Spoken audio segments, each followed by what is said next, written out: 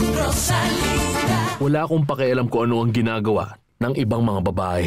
Pero iba ang sayo. Bakit? Dahil hinubog kita.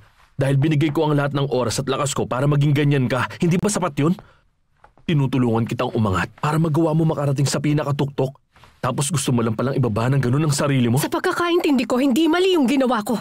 Tinanggap ko lang yung alok ng may-ari ng bahay. Ganun ang ginagawa ng iba. Yan ang sinasabi ko. Ayokong ginagawa mo ang ginagawa ng iba. Hindi mo sila katulad dahil kakaiba ka. Diba ikaw naman ang may sabi na dapat akong ngumiti? Gagawin mo lang yan kung kailan at saan ko lang dapat sinabi. Sinasabi mo bang wala akong karapatang magdesisyon para sa sarili ko? Alis na ako. Ikamusta mo na lang ako sa kanya. Baka pwede mo ako ipakilala. Uy! Sigurado magugulat ka kapag pinakilala ko na siya sa'yo. Napakasinungaling mo. Oo, nandito na pala nanlilim sa pag-ibig. Alam mo, huwag ka na magmakaawa kay Fedra kasi wala siyang pakialam kahit kanino. Sige. Nandito ka ba ulit dahil kay Ate Fedra? Hindi, Lucy. Gusto kong mag-usap tayo. Mukhang marunong na lumaban ang aking munting pusa. Lumalabas na ang pangin. Ayokong maging isang puppet na pwede mong kontrolin kahit kailan mo gusto. Makinig ka. Pinapasikat kita, Paloma, kaya kailangan mong sumunod sa akin. Hindi ka gagawa ng kahit anong desisyon na para sa sarili mong kapakanan. Lahat ng desisyon ay manggagaling sa akin. Naiintindihan mo? Hindi! Hindi ko naiintindihan. Kung gusto mong balang araw na maging mahalaga at sumikat, kailangan mo itong tanggapin. Pag-aari kita, buong ikaw. Mula ulo hanggang pa, akin ka. Hindi ka gagalaw ng isang hakbang o babaguhin ang kahit isang hibla ng buhok mo nang walang pahintulot ko. At kapag lalapit ka sa isang lalaki, ako ang magdidesisyon kung pwede mong gawin o hindi! Wala kang karapatan na gawin yun! Oo! Akin ka na! Tatanggapin mo ang mga kondisyon ko? O babalik ka sa basurang matanda na yun na nagturo sa'yo kung paano magnakaw?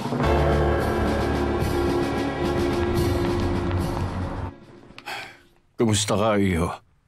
Masaya akong makita ka ulit. Kumusta ka, Tito? Patuloy na gumagaling. Iwan ko muna kayo. Hindi, Soledad. Gusto kong makausap kayo. Sa tono mo, mukhang may importante kang sasabihin sa amin. Importante at sensitibo. Kung ganun, Fernando, makikinig kami. Papakasalan ko si Fedra. Alam kong hindi magiging madali para sa inyo malaman to. Lalo na't mahal ko pa rin si Rosalinda. Parang imposibleng paniwalaan na magpapakasal ako sa iba. Kasi tao ka lang din naman, Fernando. Bata ka pa. Sa tingin ko, si Fedra ang ina na kailangan ng aking anak. Saka mahal siya ni Erica. Tinatawag siyang mama. At sanay sa kanya ang bata. Hindi siya lalaki sa piling ng ibang tao.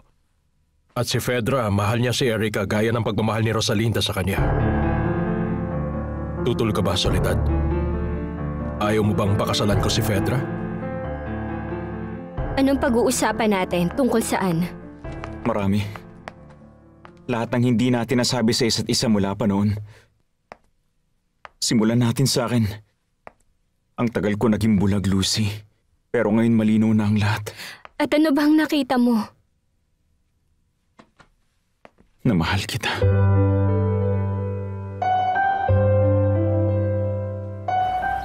Sigurado ka ba talagang kay Beto yung mag-aarang kotse na yan, Zoila? Yun ang sinabi niya sa akin. Pero kinukutuban ako ng masama.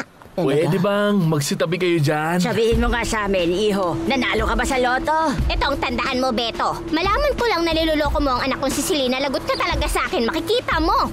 Anong problema, mahal kong biyanan? Masama ang kutob ko. Sa tingin ko, gusto makipagrelasyon sa'yo ng bago mong amo. Huwag ka mag-isip niya, Aling Zoila. Si Selena lang ang mahal ko, wala nang iba. Aba, dapat lang, no?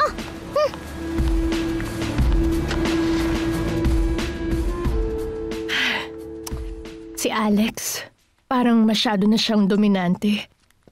Parang gusto niyang kontrolin ang iniisip ko. Pati na rin ang nararamdaman ko. Bakit panay naman ang reklamo mo, Iha? Nakalimutan mo na ba ang masalimuot mong buhay noon bago kanya iniligtas sa mga kamay ni Miserias? Tignan mo ang sarili mo ngayon, Paloma. Itong buhay mo, ibang-iba na. Kumakain ka na masarap, may mag-aara kang damit, may sarili kang kwarto, ang ganda-ganda. At isa ka na ring artista. Sinong dapat mong pasalamatan? Eh di si Alex. Oo naman, alam ko yun pero, ewan ko ba. Hay, saka pinagamot ka na rin niya, kaya ka nga gumaling eh.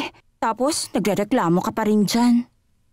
Pakiramdam ko kasi para bang wala akong sarili kong buhay. Para bang nabuhay lang ako para sa kanya. Pakiramdam ko, nandito lang ako dahil ito mismo ang gusto niyang mangyari. At sa isang kumpas lang ng kamay niya sa tingin ko, kaya niya akong burahin. Na para bang sa isang iglap kaya niya akong maglaho. Ano yun, para ba siyang salamangkero? Pero ganun talaga siya. Sa paningin ko, yun ang nakikita ko sa kanya. Parang salamangkero na kayang baguhin ang kahit anong maibigan niya. Ay, totoong binago niya ang katauhan mo mula ulo hanggang paa. Totoo, para nga siyang may magic wand. Kung alam niyo lang, sa paglipas ng araw mas lalo niyang nakokontrol ang buhay ko. At natatakot ako. Takot na takot ako. Sana lang, maalala ko na kung ano bang nakaraan ko. Kung maaalala ko lang kung sino ko. Sino ba naman ako para tumutol, Fernandose? Binibigyan kita ng karapatan bilang mama ni Rosalinda. Si Rosalinda. Patay na siya. Hindi mo na kailangan ng permiso ko para magmahal ulit ng ibang babae. Dito lang sa buhay ko. Hindi sa puso ko. Oo, alam ko. Kung ganon, Pakasalan mo si Fedra. Mas mainam na ngang magpakasal ka sa taong kilala natin kaysa sa hindi natin kilala at makatratuhin pa niya ng masama ang bata. May hihilingin lang ako sa'yo. ano yan? Huwag mo na sanang sasabihin na minahal niya si Erica gaya ng pagmamahal ni Rosalinda. Dahil walang katulad ang pagmamahal niya. Hindi ito mapapantayan ng sino man. Hindi talaga. Anibal, hindi mo naman kailangan na maobligang gawin to dahil lang sa sinabi ko. Hindi ko alam kung bakit ko ginawa yun. Dahil mahal mo ako. Matagal na panahon ako nabulag sa kagandahan ni Fedra. Kaya hindi ko nakita ang kakaibang kagandahang taglay mo. Ang mabuti mong pagkatao, ang mabuti mong puso. At dito ko natutunan ng magmahal ng hindi ko namamalayan. Hindi ka man maniwala, pero patutunayan ko ito.